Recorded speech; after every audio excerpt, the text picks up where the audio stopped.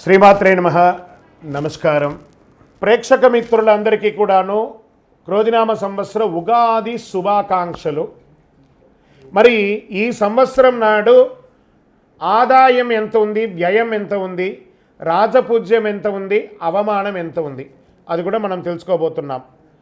తెలుగు సంవత్సరాలు 60 సంవత్సరాలలో ఈ సంవత్సరం 38వ సంవత్సరంగా క్రోధినామ సంవత్సరం ఏప్రిల్ 9 మంగళవారం నాడు ఉగాది ప్రారంభమైంది.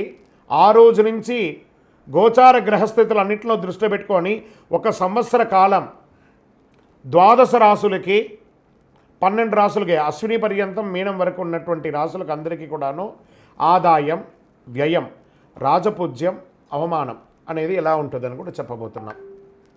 ముందుగా మొట్టమొదటిది మేషరాశి.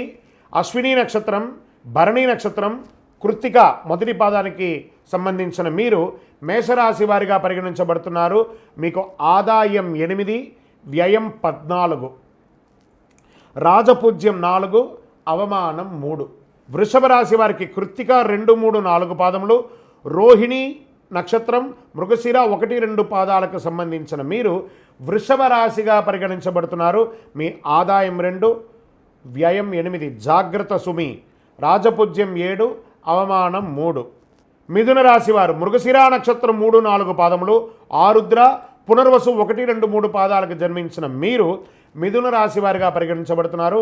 ఆదాయం 5, వ్యయం 5, రాజపూజ్యం 3, అవమానం 6. మిశ్రమం, జాగ్రత్త.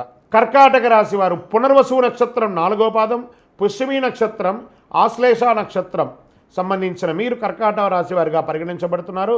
మీకు ఈ సంవత్సరం ఆదాయం 14, వ్యయం 2. సూపర్ కదా. రాజపూజ్యం 6, అవమానం 6, ఈక్వల్. సింహరాశి వారు మీరు మఖా నక్షత్రం, పుబ్బా నక్షత్రం, ఉత్తరా నక్షత్రం యొక్క మొదటి పాదానికి సంబంధించిన మీరు సింహరాశి వారిగా పరిగణించబడుతున్నారు. ఆదాయం 2, వ్యయం 14, జాగ్రత్త. రాజపూజ్యం 2, అవమానం 2, ఈక్వల్.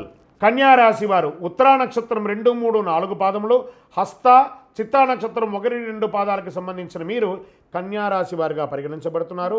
ఆదాయం 5, వ్యయం 5, రాజపూజ్యం 5, అవమానం 2. ఆల్మోస్ట్ ఆల్ ఈక్వల్గా ఉంది కాబట్టి నో టెన్షన్. తులారాశి వారు చిత్తా నక్షత్రం 3, 4 పాదములు, స్వాతి, విశాఖ 1, 2, 3 పాదాలకు జన్మించిన మీరు తులారాశి వారిగా పరిగణించబడుతున్నారు. ఆదాయం 2, వ్యయం 5, రాజపూజ్యం 1, అవమానం 5. జాగ్రత్త సుమి.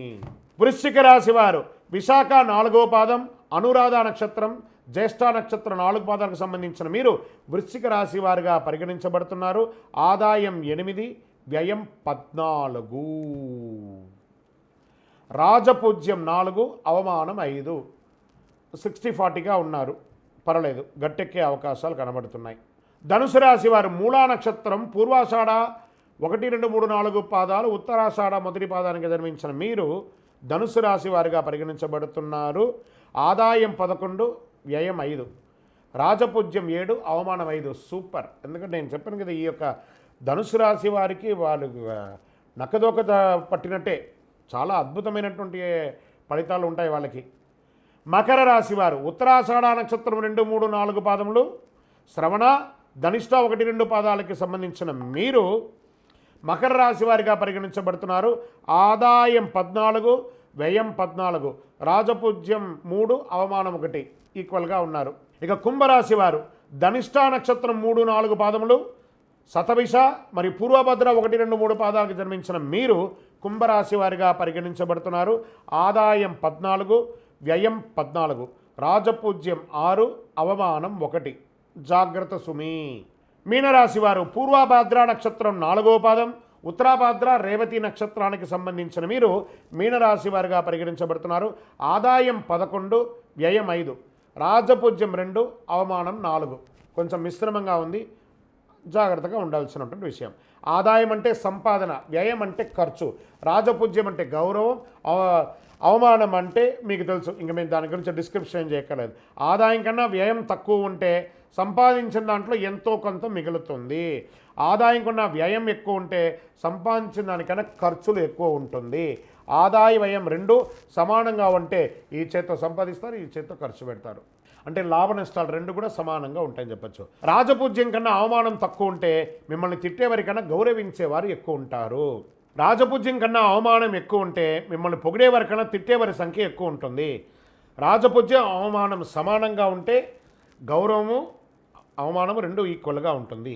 ఈ రెండింటిని కూడా బేరీజ్ చేసుకొని మీ నిత్య కర్మలు నిత్య జీవితంలో ఎలా మెదలాలో సంపూర్ణ పంచాంగ విశ్లేషణ, రాశిపడత విశ్లేషణ కూడా కమింగ్ ఎపిసోడ్లో చెప్పడం జరుగుతుంది. విజయోస్తు.